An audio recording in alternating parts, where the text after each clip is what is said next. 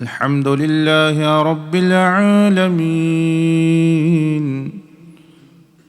والصلاة والسلام على أشرف الأنبياء والمرسلين وعلى آله وأصحابه أجمعين.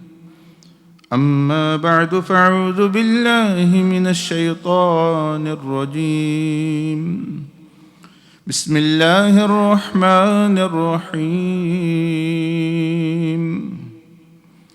يا أيها الذين آمنوا اتقوا الله ولتنظر نفس ما قدمت لغد واتقوا الله إن الله خبير بما تعملون. ولا تكونوا كالذين نسوا الله فأنساهم أنفسهم أولئك هم الفاسقون. لا يستوي أصحاب النار وأصحاب الجنة، أصحاب الجنة هم الفائزون.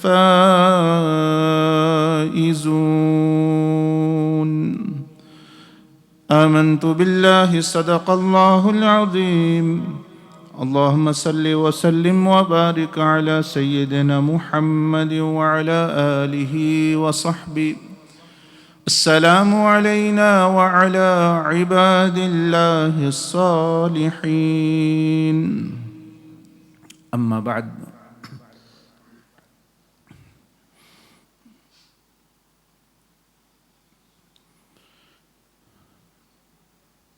جیسا کہ آپ حضرات کو علم ہے کہ یہ مجلس ایصال ثواب کی مجلس ہے. اشتیاق بھائی اور اشفاق بھائی اور ان کے والدین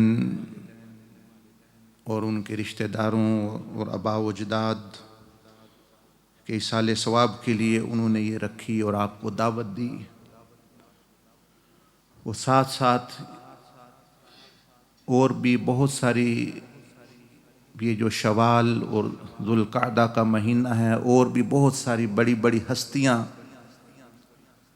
اس دنیا سے اس مہینے میں تشریف لے گئے. ان میں سے سیدنا امیر حمزہ رضی اللہ تعالی عنہ، ان میں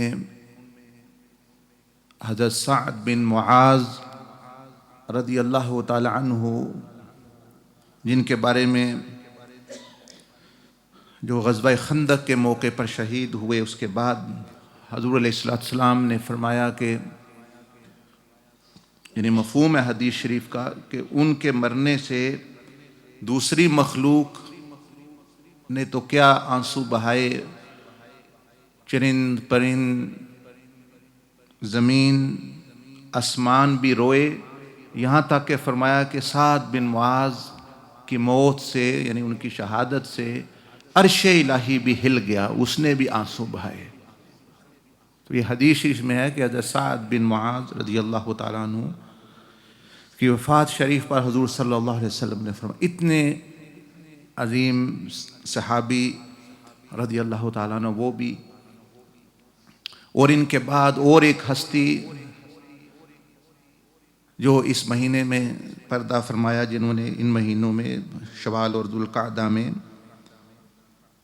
وہ تمام اماموں کے امام، تمام بزرگوں کے بزرگ سیدنا امام جعفر الصادق رحمۃ اللہ علیہ، جو امام حسین رضی اللہ تعالیٰ عنہ کے بیٹے سیدنا امام زین العابدین ان کے آگے پوتے ہیں، اور جتنے بھی امام ان کے بعد ہوئے، ان کے زمانے میں ہوئے، سب اماموں کے وہ استاد ہیں. امام ابو حنیفہ کے بھی استاد ہیں، امام مالک کے بھی استاد ہیں، اور دوسرے جو ائمہ ہیں ان کے بھی، اور جتنے تصوف کے، فقہ کے، حدیث کے، تفسیر کے، ان سب کے جو ہے وہ سب ان کو امام مانتے ہیں اور استاد مانتے ہیں. اور اپنے زمانے کی سب سے بڑی عظیم ہستی امام محمد جعفر الصادق رحمۃ اللہ علیہ رضی اللہ تعالی عنہ، وہ بھی ان مہینوں میں ہی دنیا سے پردہ فرمایا. تو یہ جتنے ہم اماموں کے نام سنتے ہیں جو ائمہ ہیں، امام ابو حنیفہ، مدازہ، ان کے بھی وہ مرشد پیر ہیں. انہوں نے بھی جو علم حاصل کیا، جو تقوی حاصل کیا، جو بزرگی حاصل کی ولیوں نے، وہ ان کے قدموں سے اور ان کے در سے.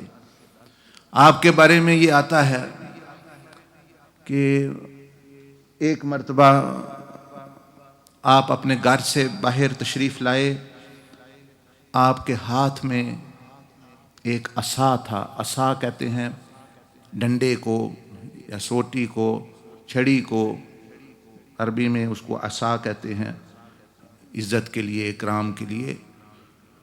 تو عصا جو ہے ان کے ہاتھ میں تھا، تو وہ آپ نیچے نہیں اس کو رکھ رہے تھے. تو لوگوں نے پوچھا کہ آپ کے پاس عصا ہے اور آپ نیچے نہیں رکھ رہے، عصا تو استعمال کرنے کے لیے ہوتا ہے. تو فرمایا کہ یہ حضور صلی اللہ علیہ وسلم کا عصا مبارک ہے، یہ جو میرے پاس ہے یہ نبی اکرم صلی اللہ علیہ وسلم کا عصا مبارک ہے، اس لیے میں اس کو نیچے نہیں رکھ رہا. تو لوگ آگے بڑھے اس کو چومنے کے لیے، اس کو چومنے کے لیے، اس سے تبرک حاصل کرنے کے لیے، برکت حاصل کرے تاکہ نبی صلی اللہ علیہ وسلم کا عصا شریف ہے. تو جب آگے لوگوں کا ذرا جمگڈھا ہو گیا اور بہت لوگ ایسے ایک دوسرے سے آگے بڑھنے لگے، جیسے حجر اسود کو بوسہ دینے کے لیے لوگ آگے پیچھے جاتے ہیں، تو آپ نے فرمایا کہ یعنی مفہوم ہے آپ کی فرمان کا کہ یہ جو عصا ہے اس کو تو نبی صلی اللہ علیہ وسلم سے ایک عارضی تعلق تھا کہ یہ کسی لکڑی، درخت کی لکڑی تھی، آپ علیہ السلام کے ہاتھ میں آ گئی تو اس میں برکت آ گئی. لیکن ایک عارضی تعلق تھا، یہ آپ علیہ السلام کے جسم کا حصہ نہیں ہے. فرمایا کہ تم عصا کو چومنے کے لیے تو دوڑ رہے ہو آگے، لیکن رسول اللہ صلی اللہ علیہ وسلم کی محبت اور سنتیں، آپ علیہ السلام کا طریقہ اور دین مٹ رہا ہے، اس کو تم خود پھینک رہے ہو اپنے سے اتار اتار کے. داڑھی کو تم پھینک رہے ہو، پردے کو تم پھینک رہے ہو، دنیا کے پیچھے تم بھاگ رہے ہو، آخرت کو تم پھینک رہے ہو، اور تم سنتوں کو تو پھینک، ان کی طرف تم نہیں جاتے، ان کو نہیں چومتے، دین محمدی کو نہیں چومتے، تو عصا کی طرف بڑھ رہے. وہ سنتیں تو فرمایا کہ حضور علیہ السلام کے اندر سے نکلی ہوئی چیزیں ہیں، وہ آپ علیہ السلام کا حصہ ہیں. آپ دنیا میں عصا دینے نہیں آئے تھے، اپنا طریقہ اور محبت اور سنت دینے تشریف لائے تھے. اور دوسری بات آپ نے فرمایا کہ میرے جسم کو رسول اللہ صلی اللہ علیہ وسلم سے زیادہ تعلق ہے اس عصا سے. تم میرے ہاتھ کی طرف تو نہیں بڑھ رہے، میرے ہاتھ کو نہیں، تم عصا کو تو ایک عارضی تعلق ہے، اور میں رسول اللہ صلی اللہ علیہ وسلم کا بیٹا ہوں. تو میری تو اس لیے تمہاری یہ سوچ اس حد تک تو صحیح ہے کہ نسبت ہے اس عصا کی حضور علیہ السلام سے، تم ادب کر رہے ہو، لیکن ان چیزوں سے زیادہ جن کی نسبت ہے وہ میرا ہاتھ ہے. یعنی میری بات سنو، میری بات پر عمل کرو.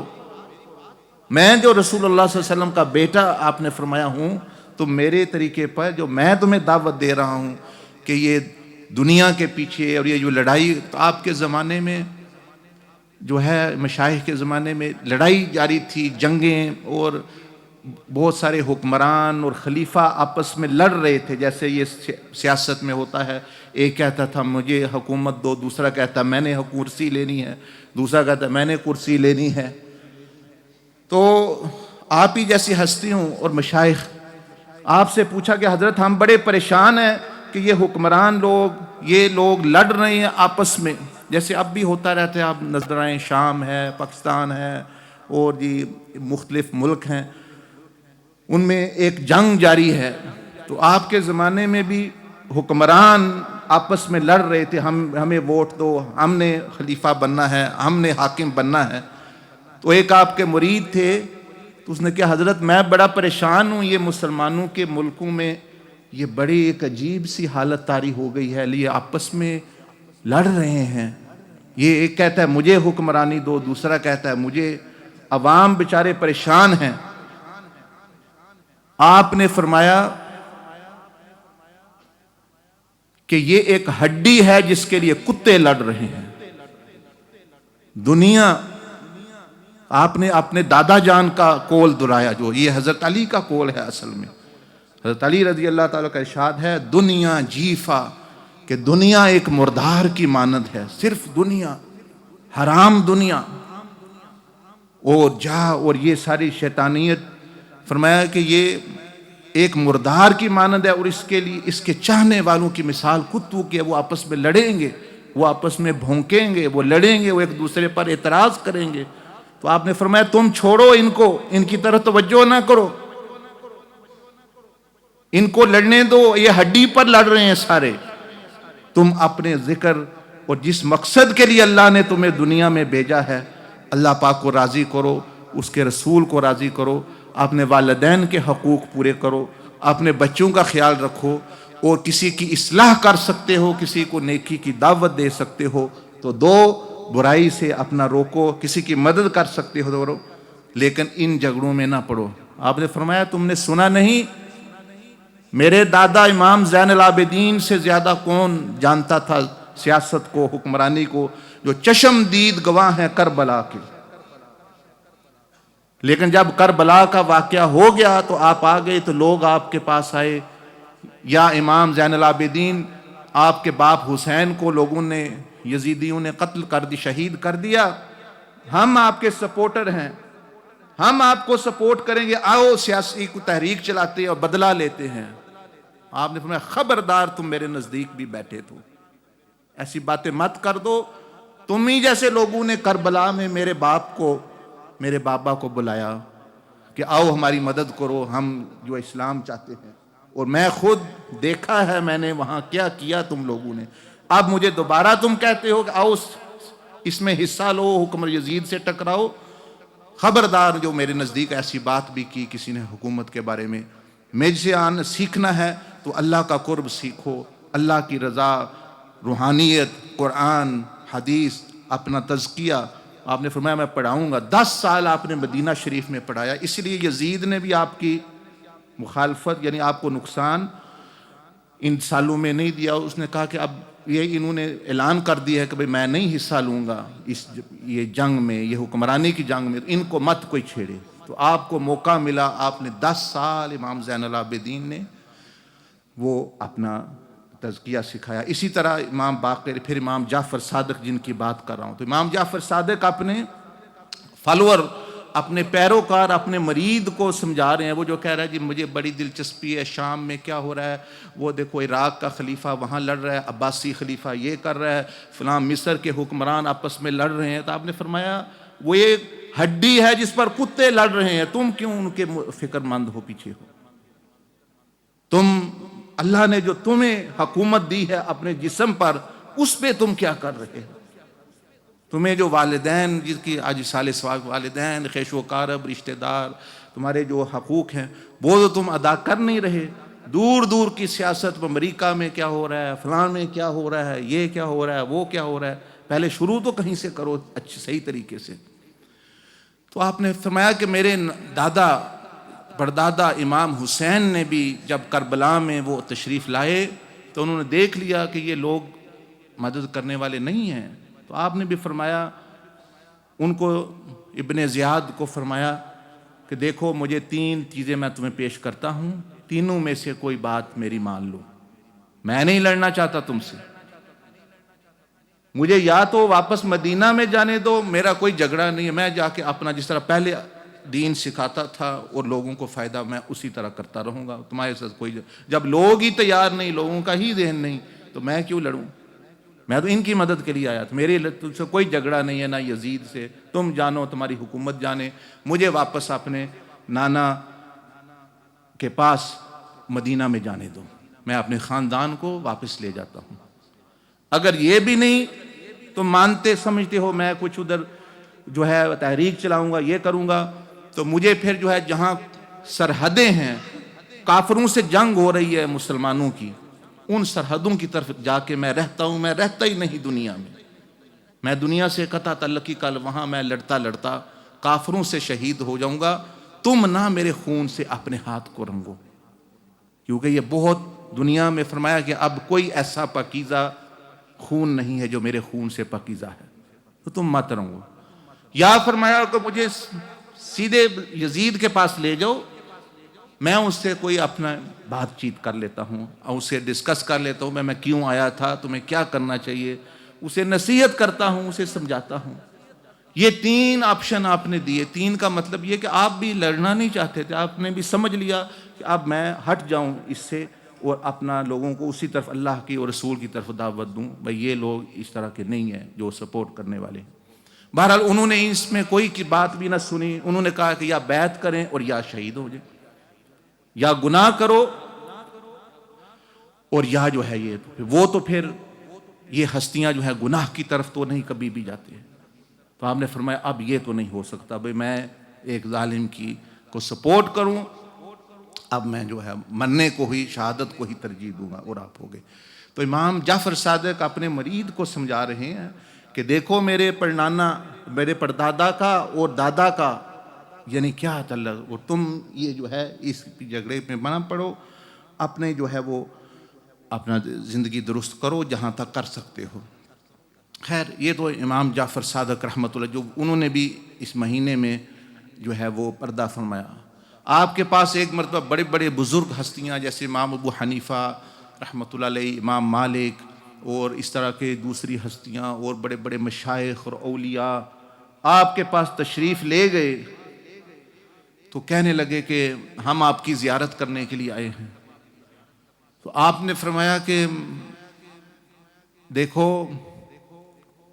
تم تو مجھے بہت بڑا سمجھتے ہو، لیکن میں اپنے آپ کو بڑا نہیں سمجھتا، میں اپنے آپ کو بڑا نہیں سمجھتا۔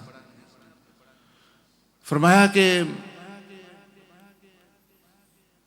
اللہ جل مجدہ کامل ذات ہے، بے عیب ذات ہے، اس کے حبیب صلی اللہ علیہ وسلم بے عیب اس کے بندے ہیں، رسول ہیں، نبی ہیں، محبوب ہیں، حبیب ہیں صلی اللہ علیہ وسلم، وہ بے عیب ہیں، اس کا رسول صلی اللہ علیہ وسلم بے عیب ہیں۔ میں اللہ کے رسول صلی اللہ علیہ وسلم کی پیروکاری صحیح طریقے سے نہیں کر سکا، میں ان کی سنت پہ اور ان کا دین پھیلانے میں اس طرح نہیں کر سکا جس طرح حق ہے، اس لیے میں اپنے آپ کو بہتر نہیں سمجھتا، بڑا نہیں سمجھتا۔ آپ دیکھ لیں یہ کتنی بڑی ہستی وہ کیا فرما رہی ہے۔ ہاں میں 2 دن نماز پڑھی، 2 کتابیں پڑھ لی، داڑھی رکھ لی، 2 حج کیے، عمرے کیے، اور دوسروں سے اپنے آپ کو بلند تر سمجھنا شروع کر دیتے ہیں۔ اور ایک یہ ہستی ہے کہ جن کے قدموں سے ولایت اور درجات ملتے ہیں، اتنی بڑی ہستی، اور وہ فرما رہے ہیں کہ میں تم سے، بلکہ فرمایا میں تو اپنے نانا کا سامنا بھی نہیں کر سکتا قیامت والے دن۔ فرمایا اے میرے مریدو، اے میرے پیروکارو، اے میرے شاگردو، اگر قیامت والے دن تمہاری نجات ہو گئی تو میری بھی شفاعت کر دینا، اور نانا سے عرض کرنا کہ میری شفاعت کر دیں۔ امام ابو حنیفہ بڑے بڑے علماء بزرگ وہ حیران ہو گئے، انہوں نے کہا کہ حضرت اے امام، آپ کے وہ نانا ہیں، آپ کا تعلق ان سے ہے، علمی بھی، نسبی بھی، روحانی بھی، تو ہم گناہ گار لوگوں کو آپ کہہ رہے ہیں کہ اگر نجات ہوگی تو شفاعت کرنا، آپ خود کیوں نہیں ان کے پاس جائیں گے، آپ خود کیوں نہیں حضور علیہ السلام کے پاس حاضر؟ فرمایا میں شرمندگی سے ان کا سامنا نہیں کر سکتا کہ میں نے جو امانت انہوں نے سپرد کی ہے اماموں کے ذریعے جو آئی ہے مجھ تک، اس کا حق میں اپنے نانا کے دین کا نہیں ادا کر سکا جس طرح میرے بابا حسین نے کیا ہے، تو میں کس منہ سے حضور علیہ السلام کا سامنے، اس لیے تمہاری نجات ہو گئی، ملاقات ہوئی، تم ہی کر دینا میری، میں نہیں ان کا سامنا کر سکتا۔ حیا سے، شرمندگی، یہ آپ کی دیکھیں تواضع، آپ کی عاجزی، اور ہمارا دیکھیں، ہمارا ہر بندہ جی میں حضور علیہ السلام کی زیارت میں ان کے پاس پہنچنا چاہتا ہوں، میں ان کی زیارت کرنا چاہتا ہوں۔ یہ بہت بڑی بات ہے کہنے کی، کہ ان کے بیٹے تو کہہ رہے ہیں کہ میں قیامت والے دن بھی ان کا سامنے جانے سے شرمندہ ہوں، کہ وہ پوچھیں گے کیا کر کے آئے ہو، کہ جو میں تمہارے لیے دین پھیلایا، پتھر کھائے، بھوک افلاس برداشت کیا، اور اس دین کی امانت کو تم تک چھوڑ آیا، کیونکہ میں خاتم النبیین تھا، اس کے بارے میں تم نے خود کیا اور دوسروں کو کیا بتایا۔ تو اس لیے جو ہے فرمایا میں تو نہیں کر سکتا، میں سمجھتا ہوں میں نے نہیں کیا، تو آپ میری شفاعت کر دینا۔ تو ہمارے میں اس بندے کی کتنی جرأت ہے جو کہتا ہے مجھے آپ علیہ السلام میں سامنے جاؤں گا۔ کس منہ سے جانا؟ ہو تو ابو جہل، ابو لہب، منافقین روزانہ پھرتے تھے، لیکن جن لوگوں میں ادب ہوتا ہے، حیا ہوتی ہے، صحابہ اکرام تھے ایسے لوگ، حضرت عمر بن العاص، فاتح مصر، وہ جب وفات ہونے لگی، آپ کا پردہ فرمانے کا وقت قریب آیا، تو لوگ، بیوی بچے لوگ آپ کے پاس آئے تو آپ رونے لگے، تو لوگوں نے کہا کہ اے عمر بن العاص، اے اللہ کے رسول کے عظیم صحابی جنہوں نے ملک فتح کیے، حکمرانیاں کی عدل کے ساتھ، اپنی جیبیں نہیں بھریں، اپنی جیبیں نہیں بھریں۔ ان زمانے میں یہ ہوتا تھا، حضرت عمر کا زمانہ تھا، آپ فرماتے تھے جو حکمران بنے اس کا مال کم ہونا چاہیے پہلے سے، کیونکہ اب تو وہ حکمرانی میں بیزی ہے، اب وہ کاروبار نہیں کر رہا، اب تو وہ کام نہیں کر رہا، بزنس نہیں کر رہا، تو جتنا مال، اگر کسی کا مال بڑھتا تو آپ وہ صحابی بھی ہوتا تو اس کو عہدے سے اتار دیتے۔ کسی کا مال زیادہ ہو رہا ہے، فرمایا، وہ کہتا ہے کہ مجھے حضرت مجھے تو ہدیہ دیا ہے، بات صحیح ہے، ہدیہ آپ قبول کر سکتے ہیں۔ وہ کہتا ہے مجھے حضرت ہدیہ دیا ہے لوگوں نے، یہ ہدیہ کا مال ہے، تو آپ فرماتے کہ پہلے تمہیں کیوں نہیں ہدیہ دیتے تھے لوگ؟ ہدیہ وہ تھا جو پہلے بھی تمہیں دیتے، اب حکمران بننے کے بعد وہ تمہیں نہیں ہدیہ دے رہے، وہ تمہارے عہدے کو دے رہے ہیں تاکہ تم سے کچھ چیزیں حاصل کریں۔ تو آپ نے کئی صحابہ کو عہدے سے ہٹا دیا، آپ نے فرمایا کہ حکمران جو بنتا ہے اس کا مال پہلے سے کم ہونا چاہیے، اور آپ پتہ کرتے رہتے بھی فلاں کا مال کتنا تھا، یہ تھا۔ تو یہ لوگ تھے۔ حضرت عمر بن العاص جو ہے رضی اللہ تعالیٰ عنہ، تو وہ رونے لگ پڑے، تو دوسرے جو تابعین صحابہ آپ کے ارد گرد تھے انہوں نے کہا کہ آپ نے تو حضور صلی اللہ علیہ وسلم کے ساتھ رہ کے جہاد کیا، کافروں سے آپ کا ساتھ دیا، آپ کے لیے محنتیں کی، اور یہ کیا وہ کیا، تو آپ کیوں فکر مند ہیں؟ آپ رو رہے ہیں، مرنے سے ڈر رہے ہیں۔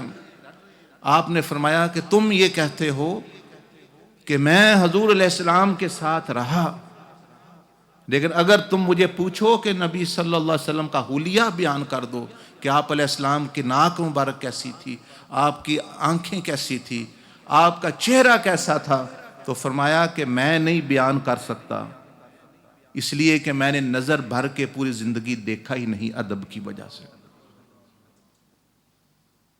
اس لیے کہ نظر بھر کے کبھی میں نے دیکھا ہی نہیں ہے۔ تو مجھے آج سے دھندلا سا فرمایا، مجھے یہ پتا کہ حضور علیہ السلام بیٹھے ہیں، تشریف فرما ہے، نور نکل رہا ہے، چھن چھن کر رہا ہے، لیکن کبھی یہ جرأت نہیں ہوئی کہ میں ان کے چہرے کو غور سے آنکھوں میں آنکھیں ڈال کے اور آنکھوں سے دیکھ لوں۔ فرمایا کہ یہ کچھ ہی ہستیاں تھیں جنہوں نے دیکھا، اس لیے ہر صحابی نے نبی صلی اللہ علیہ وسلم کا حلیہ نہیں بیان کیا، کسی نے آپ علیہ السلام کا نقشہ کھینچا ہوا ہے کہ کیسے لگتے تھے، کیوں؟ دوسروں نے کبھی غور سے ادب کی وجہ سے دیکھا ہی نہیں۔ ان میں سے کون ہے؟ حضرت علی نے بیان کیا، امام حسن نے بیان کیا، اور حضرت ابوبکر و عمر یہ تھے، ان کے بارے میں کہتے ہیں صحابہ اکرام کہ یہ حضور علیہ السلام سے بے تکلف تھے، یہ ہستیاں ان کے یار تھے پہلے کے بھی۔ حضرت ابوبکر صدیق تو بچپن کے یار تھے، فرمایا یہ دیکھتے تھے اور آپ علیہ السلام ان کی طرف دیکھتے، ان کا تعلق تھا۔ باقی ادب کی وجہ سے یا اہل بیت کرام رضوان اللہ علیہم اجمعین، انہوں نے جو بیان کیا، تو یہ ہستیاں تھیں۔ تو آج بھی جو خیر یہ تو میں نے بیان کر دیا آپ کو کہ یہ بھی ہستیاں اس دنیا سے اس مہینے میں رخصت ہوئی. یہ بھی شیخ عبدالعزیز دباغ جو بھی حسنی سید ہیں رحمۃ اللہ علیہ 300 سال پہلے، وہ بھی اس مہینے میں پردہ فرمایا. تو یہ حضرت حمزہ شہید ہوئے، حضرت امام جعفر صادق، حضرت سعد بن معاذ، اور کتنے کتنے عظیم صحابی، یہ امام جعفر صادق، سیدنا عبدالعزیز دباغ وغیرہ، اور بھی اولیاء اور بھی صحابہ میں سے کتنے. جب اتنے اتنے بڑی ہستیاں جن سے مرنے سے عرش بھی ہل گیا وہ چلے گئے، تو کیا ہم نے نہیں مرنا؟ کیا آپ نے نہیں مرنا؟ جن کا تذکرہ کر رہے ہیں وہ ہم سے اربوں درجے بڑی ہستیاں تھیں. کیا ہم نے نہیں مرنا؟ ہم نے یہیں رہنا ہے. تو اس لیے جو ہے اس مہینے میں ایک اور جو سبق آموز واقعہ پیش آیا وہ ہے غزوہ خندق. کیا؟ کون سی غزوہ؟ خندق. خندق کہتے ہیں یہ گھڑا جو زمین میں نکالتے ہیں. وہ آپ جانتے ہیں، آپ نے سنا بھی ہوا ہے. میں مختصر سے تھوڑا بتا کے اس میں سے جو سبق نکلتے ہیں، لیسن نکلتے ہیں، وہ آپ کو تھوڑے سے دینے ہیں، پھر ختم کر دیتے ہیں مجلس کو. ایک تو یہ کہ جنگ احد کے بعد کافروں نے اکٹھا ہو کے، پورے عرب کے کافروں نے 10,000 کا لشکر لے کے وہ مدینہ شریف پر چڑھائی کر دی. صحابہ اکرام نے رسول اللہ صلی اللہ علیہ وسلم کی سرپرستی میں مدینہ شریف کی حفاظت کی. خندق گھڑے کھود کے بڑے 5 میٹر چوڑا 5 میٹر گہرا مدینہ شریف کی اگلی سائیڈ پہ گھڑا کھود کی حفاظت کی. پھر وہ نہ مطلب حملہ کر سکے، اور ساتھ ساتھ یہودیوں کے ساتھ بھی معاہدہ تھا. بنی قریظہ یہودیوں کا قبیلہ تھا، اس کے ساتھ کانٹریکٹ تھا کہ آپ پچھلے مدینہ شریف کے پچھلے حصے سے حفاظت کرو گے، ہم یعنی مسلمان آگے سے کریں گے. انہوں نے بھی بد عہدی کی، وہ بھی قریش کے ساتھ مل گئے. تو صحابہ اکرام کی، حضور علیہ السلام کے بیوی بچے وہ خطرے میں آ گئے سارے، کہ کافر پیچھے سے حملہ کر کے ان کو بھی شہید کر دیں، دونوں طرفوں سے حملہ کریں. تو یہ بہت ہی ایک بڑی عجیب و غریب جنگ ہوئی. اور جو ہے تو اس کے بارے میں تھوڑا سا آپ کو بتانا ہے. اب یہ اسکرین کی طرف تھوڑا سا دیکھیں، اور یہ اسکرین ہی پر رکھیں یہ ڈائیگرام کی جو ہے. تو اس سے جو سبق جو ہے وہ حاصل ہوئے اس کے بارے میں یعنی آپ کو جو ہے بتانا ہے. سب سے پہلے یہ دیکھیں، یہ مثلا مدینہ شریف کی بستی تھی. اس کے ارد گرد جو تھی وہ پتھریلی زمین تھی جس کو لاوا راک کہتے ہیں. یہاں تو کوئی بندہ آ نہیں سکتا، ادھر سے نہیں آ سکتا، ادھر سے نہیں آ سکتا. حملہ صرف یا یہاں سے ہو سکتا تھا اور یا پیچھے سے ہو سکتا تھا. تو مسلمانوں نے ذمہ داری لی کہ ہم تو آگے سے حفاظت کریں گے مدینہ شریف کی، جو مشکل ہے. اور یہ جو آپ کو نظر آ رہا ہے یہ ڈبہ، یہ بنی قریظہ یہودی قبیلہ تھا جس کو حضور علیہ السلام نے جو پولیٹیکل ایک معاہدہ تھا کہ ہم بھی یہاں رہتے ہیں، یہودی بھی یہاں رہتے ہیں. تو ان دونوں نے، مسلمانوں نے یہودیوں نے یہ معاہدہ کیا کہ ہم اگر باہر سے حملہ ہو گیا تو ہم اکٹھے حفاظت کریں گے. تو یہ ان کی ذمہ داری لگ گئی. یہ تو آج ہمارے لیے کیا سبق ملتا ہے اس سے؟ ہمارے لیے سبق یہ ہے کہ آپ سمجھیں کہ شہر مدینہ کی مثال انسان کی ہے، آپ ہیں. وہ شہر آپ ہیں، آپ کی روح کی مثال ہے.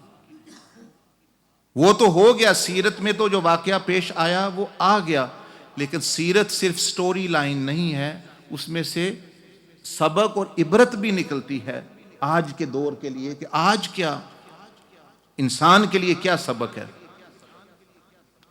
تو یہ شہر مدینہ یعنی کی مثال مدینہ کی ہے. اٹ مینز کہ that is the example of the city of Madina is our self. اور جو کافر آئے جنہوں نے حملہ کیا، ابو سفیان کی سرپرستی میں کافروں کا بہت بڑا گروہ آیا 10,000 کا.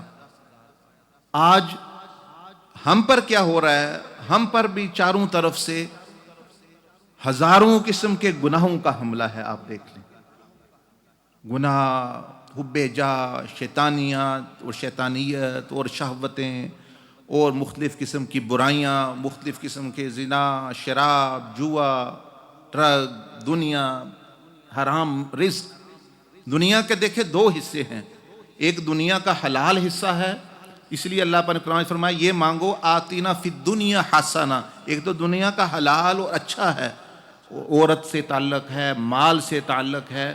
اگر وہ دین کے مطابق ہے تو وہ اچھا ہے، وہ آپ آخرت بنا رہے ہیں. پھر آپ کی دنیا بھی آخرت بن جاتی ہے، آپ کا کام بھی، آپ کا کاروبار بھی، بزنس بھی وہ آخرت بن جاتا ہے. لیکن اگر دنیا کو صرف دنیا کے لیے یوز کریں گے تو وہ دنیا آپ کو لے ڈوبے گی. اس لیے امام احمد ابن عطا اللہ سکندری نے فرمایا کہ وہ دنیا جو آپ آخرت کے لیے یوز کرتے ہو وہ دنیا بھی آخرت بن جاتی ہے.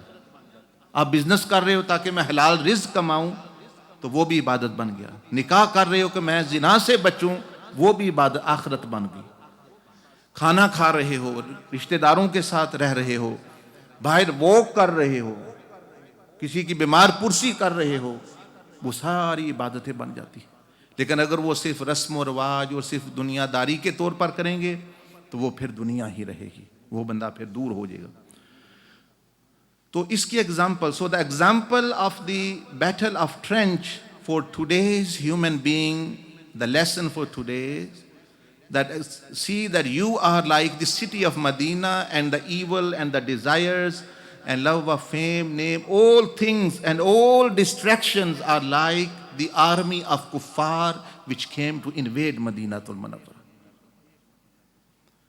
آپ کی مثال مدینہ شریف کی اور آپ کے جو خلاف چیزیں ہیں. ابھی آپ سارے لوگ کہتے ہیں جی کیا کریں، دنیا داری، ہر طرف جائیں شہوتیں ہیں، بےایمانیاں ہیں، لوگ ہیں، ٹی وی کھولیں تو اس میں جو ہے غلط چیزیں ہیں، کہیں جائیں وہاں بھی دھوکہ ہی دھوکہ ہے، حکومت میں دھوکہ ہے، یہ ہے ہر جگہ.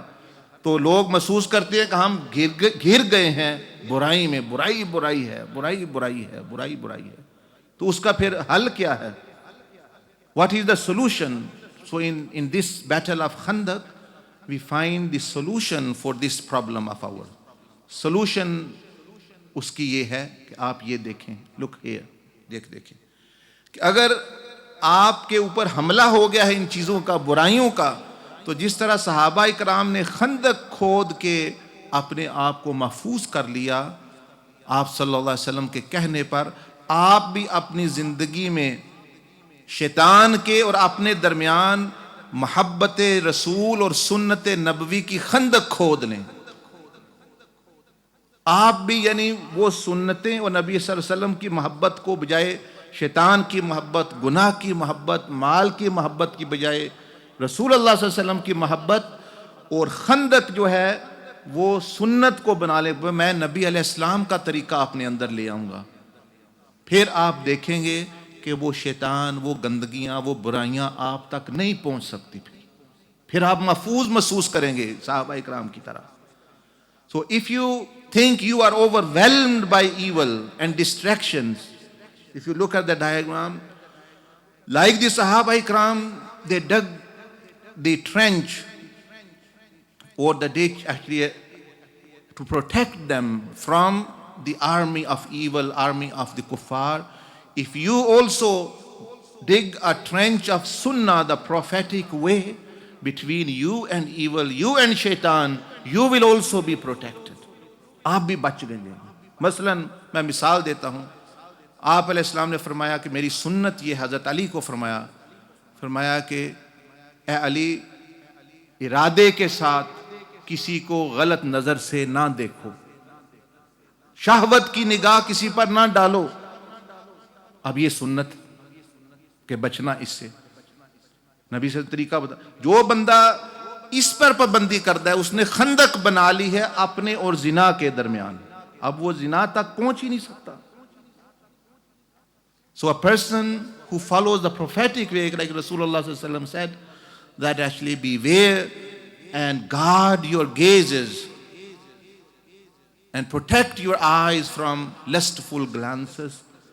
If you build this trench between you and the evil, you will never be able, zina, and fisq of fujur and abominable acts will never be able to get to you. Shaitan cannot become successful. But once you do not follow the prophetic way, then there will be a problem. Then easily the evil can actually access you. پھر برائی آپ کے پاس پہنچ جائے گی آسانی کے ساتھ. تو غزوہ خندق کو کہانی کی طرح نہ پڑھیں, کہانی کی طرح نہ سنیں. غزوہ خندق کو آج اپنے لیے سبق لیں. آپ کی فیملی میں بھی مسائل ہوں گے, آپ کے گھر میں بھی مسئلہ ہوگا, آپ کے خاندان میں, معاشرے میں, تو اس میں کیا حل ہے کہ نبی صلی اللہ علیہ وسلم کا طریقہ لے آئیں. وہ خندق بن جائے گا, بیریئر بن جائے گا, شیطان آپ تک نہیں پہنچ سکے گا. اگر آپ اپنی مرضی سے چلو گے, جی میں چودھری ہوں, میں خان ہوں, میں راجہ ہوں, میں سمجھدار ہوں, میں فلاسفر ہوں, یہ ہوں, آپ کی فلاسفی سے زیادہ شیطان کے پاس فلاسفی ہے, شیطان کے پاس علم ہے, آپ اس سے جیت نہیں سکتے. اس کے ساتھ مقابلہ کرنا ہے تو رسول اللہ صلی اللہ علیہ وسلم کا علم لے کے آؤ, پھر مقابلہ کر سکتے ہو شیطان کے ساتھ. اپنی کہانی کس سے کرو گے تو وہ تم پر غالب آ جائے گا. اور اس کے بعد یہ دیکھیں, اللہ خیر کرے, یہ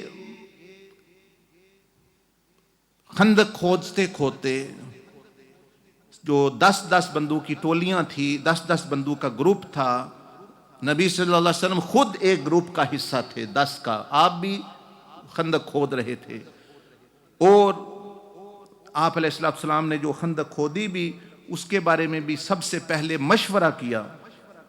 مشورہ کس سے کیا؟ صحابہ اکرام سے. اب نبی کو مشورے کی ضرورت نہیں ہوتی, کیونکہ نبی کا تعلق علیہ السلام کا وہ تو اللہ سے ہوتا ہے, وہ تو اللہ سے وحی کا تعلق ہوتا ہے, تو اس کو کیا مشورے کی ضرورت.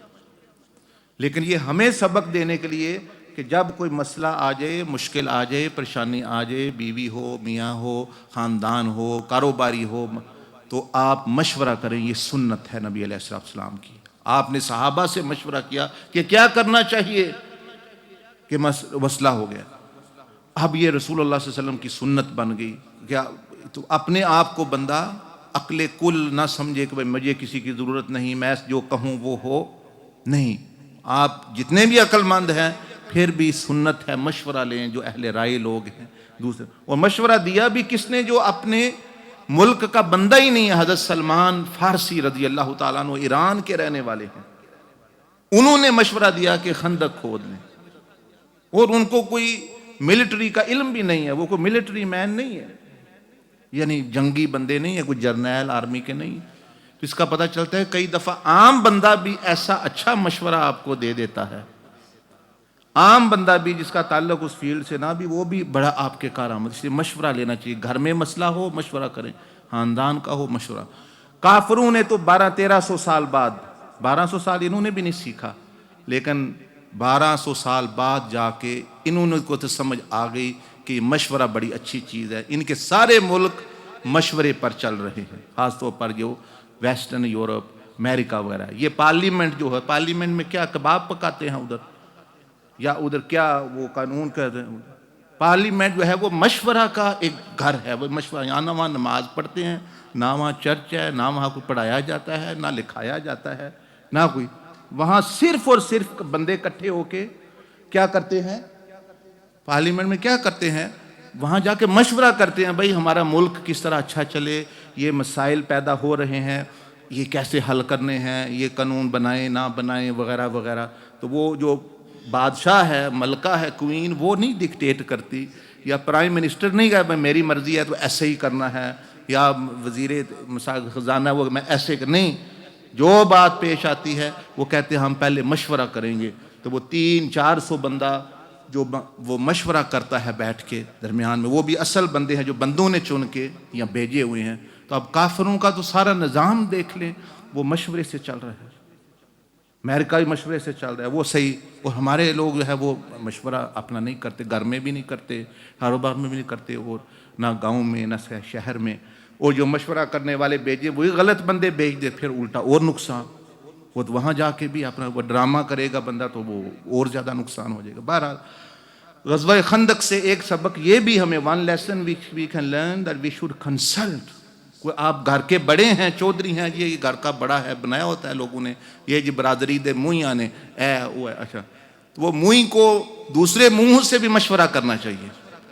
اگر وہ خود رہے گا تو وہ پھر جو ہے یعنی تباہی آ جائے گی، کچھ دیر بعد وہ معاملہ خراب ہو جائے گا، کہ رسول اللہ صلی اللہ علیہ وسلم نے یہ کیا۔ خیر ہوا کیا کہ جو 10 بندوں میں جو نبی علیہ الصلوۃ والسلام تھے، جہاں وہ کھود رہے تھے تو وہاں ایک تو چٹان آ گئی بہت سخت قسم کی، یہ جو پتھر جو ابھی آپ یہ دیکھ رہے ہیں نا، بہت سخت چٹان اس طرح کی آ گئی۔ صحابہ اکرام نے عرض کی یا رسول اللہ صلی اللہ علیہ وسلم، یہ تو ہم مار رہے ہیں، تھوڑے مار رہے ہیں، وہ ٹوٹتی نہیں ہے۔ تو نبی علیہ السلام نے اللہ کا نام لے کے اس پر ایک وار کیا تو وہاں سے نور نکلا، اور فرمایا کہ شام کے محلات مجھے نظر آئے ہیں، اور آپ نے فرمایا کہ شام فتح ہو گئے، شام کی فتح کی خوشخبری دے دی۔ دوسرا ہمارا پھر نور نکلا، فرمایا اب فارس فتح کی خوشخبری، یعنی ایران کی، پرشین امپائر کی خوشخبری لے لو۔ پھر یمن کی فتح کی بشارت دی۔ ہر ایک جو ہے وہ کدال پر جو ہے۔ بندے سوچ لے کہ منافق کہتے تھے کوئی اپنی کھانا پینا نہیں ہے اپنا ان کے پاس، خود شہر کے اندر بند ہو کے بیٹھے ہوئے ہیں، باہر نہیں جا سکتے، کوئی کھانا نہیں آ سکتا، کوئی یہ نہیں، اور یمن اور امریکہ کی فتح کی۔ اب تو ایسے ہی ایک بندہ خود وہاں بیٹھا ہوا ہو، جیسے مثال غزہ والے ہیں، وہ اب خود سیج میں ہیں مثال کے طور پر، اب وہ کہیں ہم نے روس فتح کر لیا، ہم نے امریکہ فتح کر لیں گے، لوگ کہیں گے کہ خود تو بھائی رہ نہیں رہے، اپنا امن سے رہنے نہیں ہو رہا، دوسروں کے مطلب ہے یعنی اسرائیل ان کو کنٹرول کر، اور یہ تھی حالت اس وقت مسلمانوں کی کہ خود تو سیج میں ہے 10,000 کی فوج نے، اور نبی علیہ السلام فتح کی خوشخبریاں دے رہے تھے۔ لیکن یہ صحابہ اکرام کا ایمان تھا کہ وہ رسول اللہ صلی اللہ علیہ وسلم کی باتوں پر کہ وہ حق سمجھتے تھے، اور واقعی انہوں نے پھر دیکھا بھی کہ فارس کے شہنشاہوں کا، بادشاہوں کے کنگن اور وہاں کی چیزیں اور وہاں کی حکمرانیاں انہی کے پاس آئیں، حضرت عمر کے پاس، اور ان کے زمانے میں یہ سارا کچھ ہوا۔ خیر اس میں ایک سبق یہ ملتا ہے، یہ پتھر کا سبق یہ ہمارے لیے کہ اگر آپ کو کوئی نیکی کا کام بہت مشکل لگ رہا ہے کرنا، وہ چٹان ہے آپ کے لیے، یا کوئی گناہ چھوڑنا بہت مشکل لگ رہا ہے، تو اگر آپ محنت کریں گے تو وہاں سے بہت عظیم خوشخبریاں آپ کو ملیں گی، وہاں آپ کو بہت بڑی کامیابیاں ملیں گی شیطان کے خلاف، گناہوں کے خلاف۔ جو کام مشکل لگ رہا ہے، ہر بندے کو شیطان نے 2-3 مشکل چیزوں میں ڈالا ہوا ہے، کمزوریوں کو وہ کیونکہ وہ جانتا ہے، مطلب کسی کو مال کی محبت ہے، کسی کو تاش کی پڑ گئی، کسی کو جو ہے زنا کی پڑ گئی، کسی کو جوا، کسی کو شراب، کسی کو مار پٹائی، کسی کو کچھ، ہر ایک کی کمزوری اس نے ڈھونڈ کے، وہ کسی نے وہ عورتوں کے پیچھے لگایا ہوا ہے، کسی کو کچھ۔ تو وہ جو چیز ہے جو آپ کو بہت مشکل لگتی ہے، وہی آپ کی کامیابی ہے اصل میں۔ اگر آپ اس کو چٹان کی طرح جو ہے وہ توڑ دیں تو آپ بھی یمن اور یہ یعنی اور شام اور ایران، مطلب ہے کہ آپ کو بھی زندگی میں کامیاب دیکھیں گے، دروازے کھل گئے، آپ کی زندگی صحیح گزر جائے گی۔ تو یہ سبق ملتا ہے اس سے جو ہے اپنا یہ۔ اور بنی قریظہ آپ دیکھیں، آپ سکرین پہ یہ دیکھیں، آخری بات، بنی قریظہ یہودیوں کا قبیلہ ہے، اس نے بد عہدی کر دی، اس نے کافروں کو کہا تم آ جاؤ پیچھے سے حملہ کر دو، ہم نہیں روکیں گے۔ تو اس میں کیا سبق ہمیں ملتا ہے؟ بنی قریظہ کی مثال نفس کی ہے، کیونکہ نفس اندر کی چیز ہے۔ بنی قریظہ بھی مدینہ میں رہتے تھے، اندر کے دشمن تھے، نفس بھی جو ہے وہ اندر کا دشمن ہے، باہر کا نہیں۔ تو نفس کو جو ہے حقوق دیں، اس کو روٹی، اس کو آرام، جائز خواہشیں اس کی ساری پوری کرے جو جائز چیزیں ہیں، لیکن جب یہ بد عہدی کرے، اللہ اور اس کے رسول صلی اللہ علیہ وسلم کے خلاف کوئی گناہ کرے، تو پھر اس کو سزا بھی سخت دے، جیسے نبی صلی اللہ علیہ وسلم نے بنی قریظہ کو سزا دی، بد عہدی کی، کہ ان کے مرد قتل کر دیے گئے، کہ انہوں نے تو مسلمانوں کے خلاف بغاوت اور دھوکہ دے دیا، سخت سزا دی کہ تم نے تو ہمیں ختم کر دیا، مطلب یہ تھا ہم بچ گئے تو اللہ نے بچایا۔ تو اس سے ہمارے لیے یہ سبق نکل رہا ہے، for us the lesson is that if like Bani Qurayza, the Jewish tribe, if the nafs goes against the contract, is go against the commands of Allah and His Messenger, then reprimand the nafs, actually admonish the nafs, call it to account، اس کو پھر جو ہے دیکھو کہ کیسے اس کی اصلاح کرنی ہے ورنہ وہ تباہ کر دے گا۔ اور اس میں ایک عظیم بات اور، اب یہ ختم ہو گئی، حضرت ام سلیم رضی اللہ عنہا ایک صحابیہ ہیں، انہوں نے دیکھا کہ کتنے دن سے حضور علیہ السلام نے کھانا نہیں کھایا، صرف کھجوریں اور پانی وہ بھی تھوڑی تھوڑی کھا رہے ہیں، چہرے مبارک پر اس کمزوری کے آثار ظاہر ہو رہے ہیں۔ تو انہوں نے دعوت کی رسول اللہ صلی اللہ علیہ وسلم کی اپنے خامند کے ذریعے سے کہ چپکے سے نبی صلی اللہ علیہ وسلم کو بلائیں، ہم خود نہیں کھاتے، اپنے بیٹے کو نہیں کھاتے، ایک بندے کا 2 بندے کا کھانا ہے، ہم نہیں کھاتے، حضور علیہ السلام کو جو ہے وہ کھلا دیتے ہیں، کیونکہ باہر سے کھانا نہیں آ رہا، اندر سے بھی نہیں جا رہا، کوئی چیز جا رہی۔ تو انہوں نے چپکے سے حضور علیہ السلام کو عرض کی، اور رسول اللہ صلی اللہ علیہ وسلم نے اونچی آواز سے اعلان کیا کہ ام سلیم اور حضرت انس اور کہ ہاں، فرمایا کہ ہماری دعوت ہے، دوسرے سب کو بھی بلا لے، اور وہ 3000 بندہ تھا، کھانا ایک بھی بندے کا ہو 2 بندے کا، بلا 3000 بندے کو لے۔ اب وہ خامند جو تھے انہوں نے جا کے اسی بیوی کو بتایا کہ بھئی میں نے تو انہی کو کہا ہے، لیکن انہوں نے اب آگے فرمایا کہ میں اگر سب کو بلا لوں تو میں نے کہا مجھے تو کوئی اعتراض نہیں ہے، لیکن انہوں نے بلا لیا سب کو، تو اب تو ساری فوج آ رہی ہے کہ ہمارا کھانا ہے یہاں، 3000 بندہ، تو آپ دیکھ لیں اس کی۔ تو کہتے ہیں کہ حضرت ام سلیم رضی اللہ عنہا وہ عورت تھی جس کو اللہ نے یہ فضیلت دی، کس وجہ سے؟ بزرگان دین نے فرمایا ایک وجہ تو یہ تھی کہ جو ہی آپ نے سنا 3000 بندہ آ رہا ہے تو آپ پریشان نہ ہوئیں، آپ نے فرمایا خامند کو کوئی پریشانی والی بات نہیں، مہمان ہیں، اللہ کی رحمت ہے، نبی صلی اللہ علیہ وسلم کے صحابہ ہیں، جو ہے ہم پیش کر دیں گے، اس میں پریشانی والی کیا بات ہے؟ اگر ہمارے پاس کھجوریں ہیں ہم یہ دیں گے، اگر روٹی ہے تو یہی ٹکڑے تقسیم کر دیں گے۔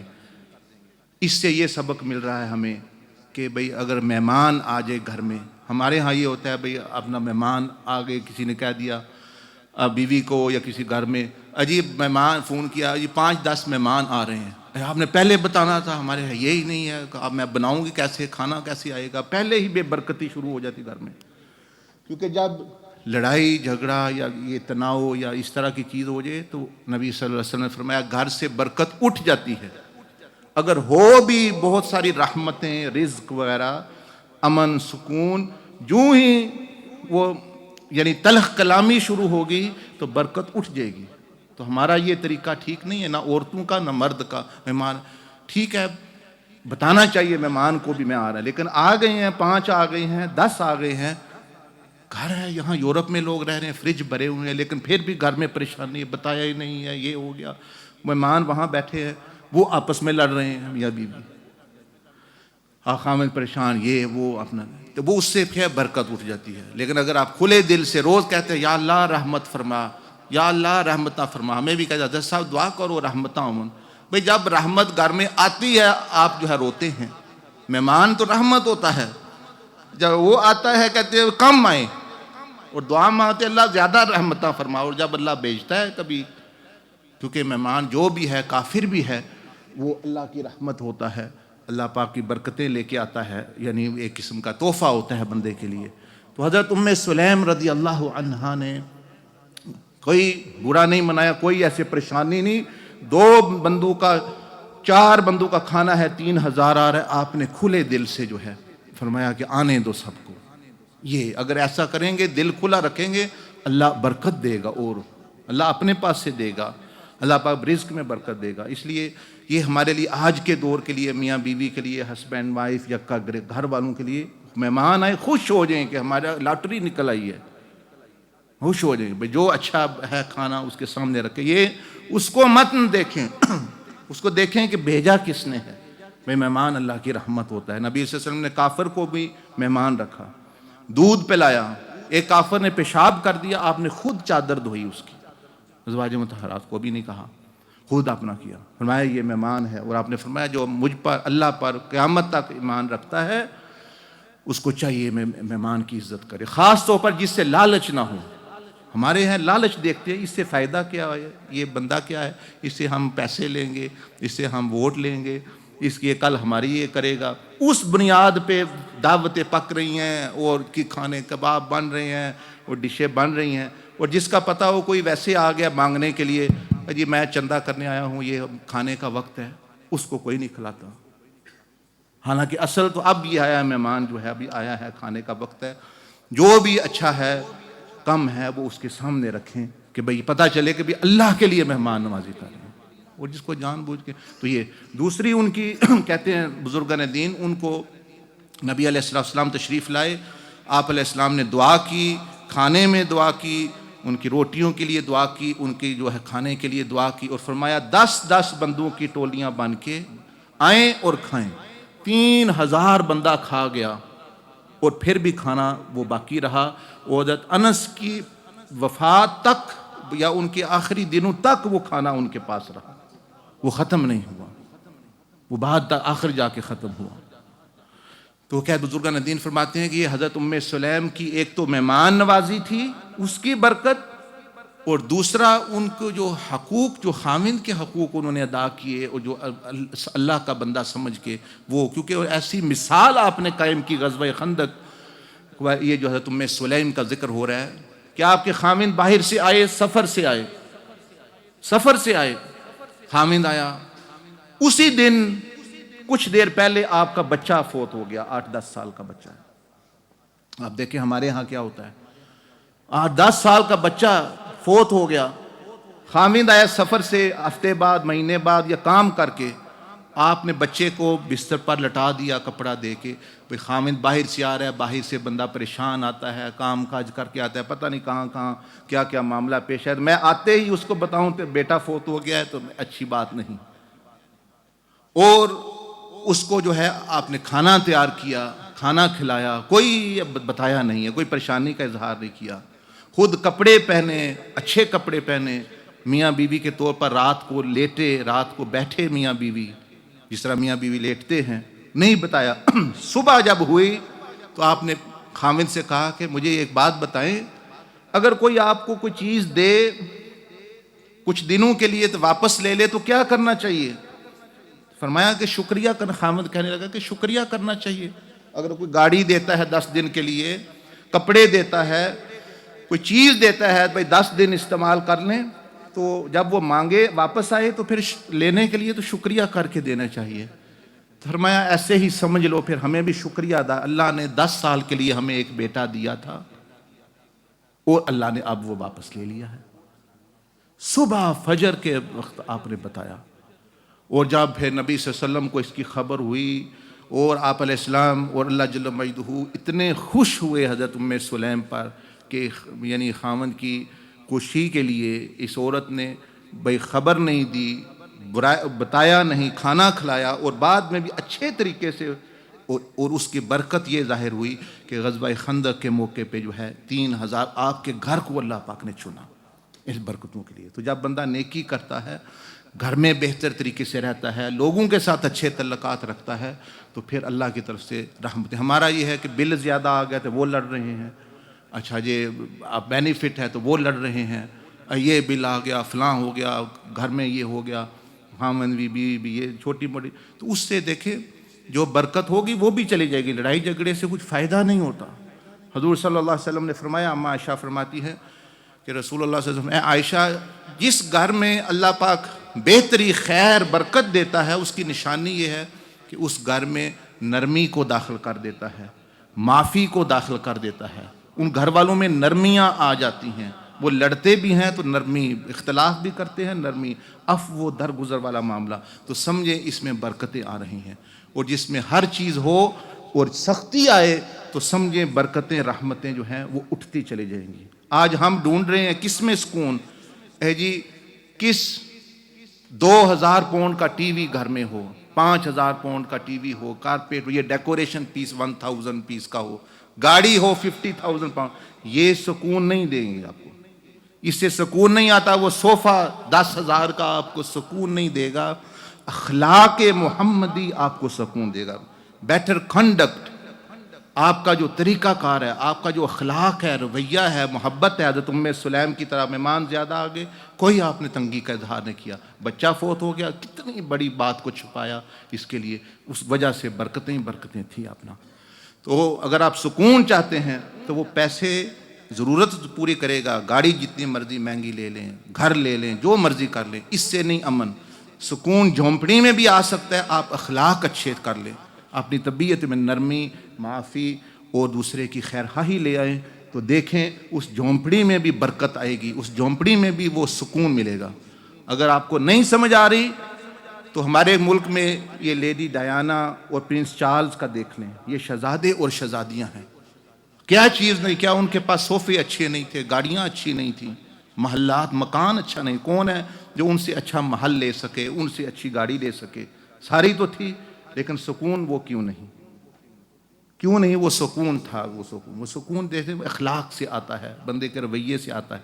اگر بندوں کے ساتھ چاہتے ہو سکون آئے تو ان کے ساتھ اچھے اخلاق، معافی والا معاملہ، برائی کا بدلہ بھلائی سے دو، اور اگر اللہ کے ساتھ سکون میں رہنا چاہتے ہو تو اس کے ذکر میں رہو، اور اگر رسول اللہ صلی اللہ علیہ وسلم سے سکون حاصل کرنا چاہتے ہو ان کی محبت اور سنت میں رہو تو آپ کو ملے گا۔ اللہ جل مجدہ یہ مجلس جو اصال ثواب ہے جنہوں نے منعقد کی ہے، انتظام کیا ہے، ان کو جزائے خیر عطا فرمائے، آپ کو بھی اور مجھ کو بھی مرنے کی تیاری کی توفیق عطا فرمائے۔ جزاکم اللہ خیر۔